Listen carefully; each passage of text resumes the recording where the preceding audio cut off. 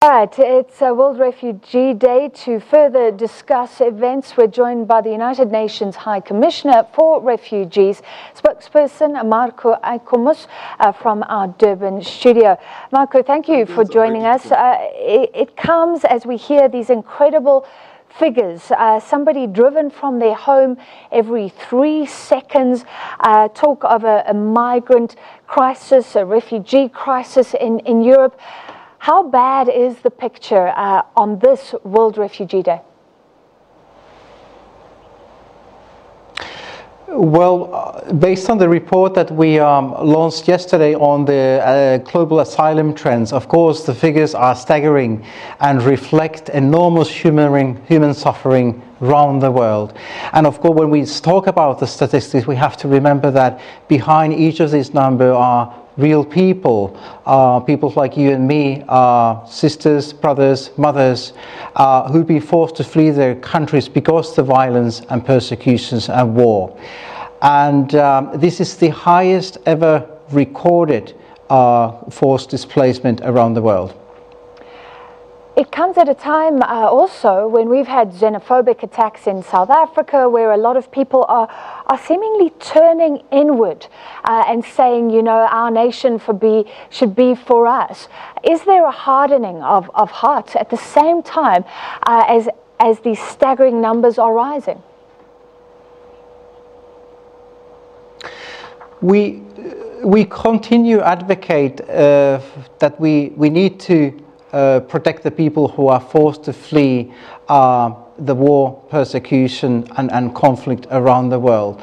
But we also advocate that those host communities which are generously often receiving asylum seekers and refugees, that they need support in order to, because they are often shouldering the most of the burden.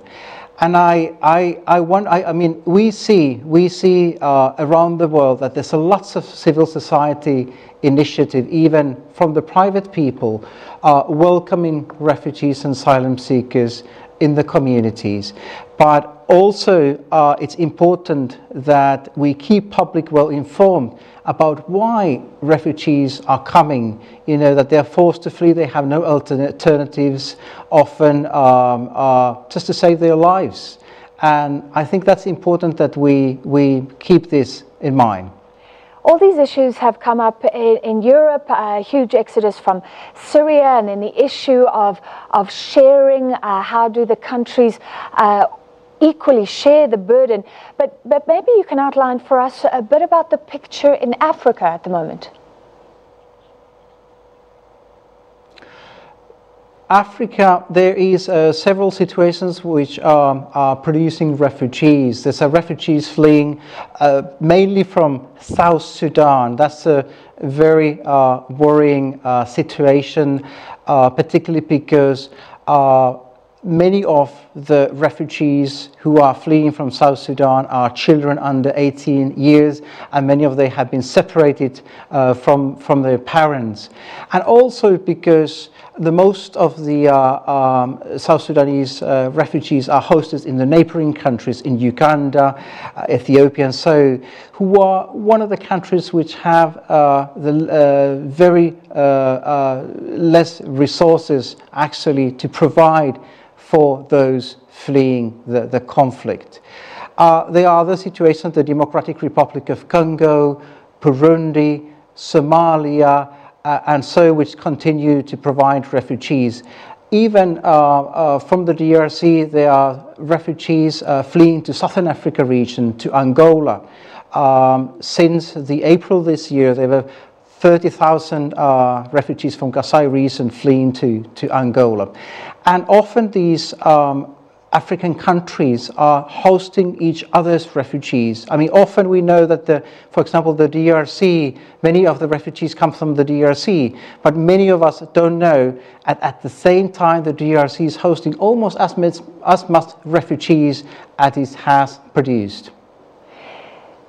World Refugee Day, what does it mean for South Africa? We are protected in a sense. Well, we certainly don't have the huge camps that you're talking about. What is the message for everyone, for our government, for our citizens as well?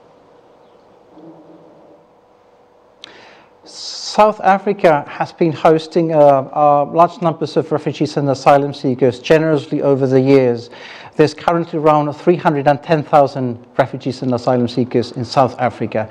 What we see very positive in South Africa is that there's a freedom of movement.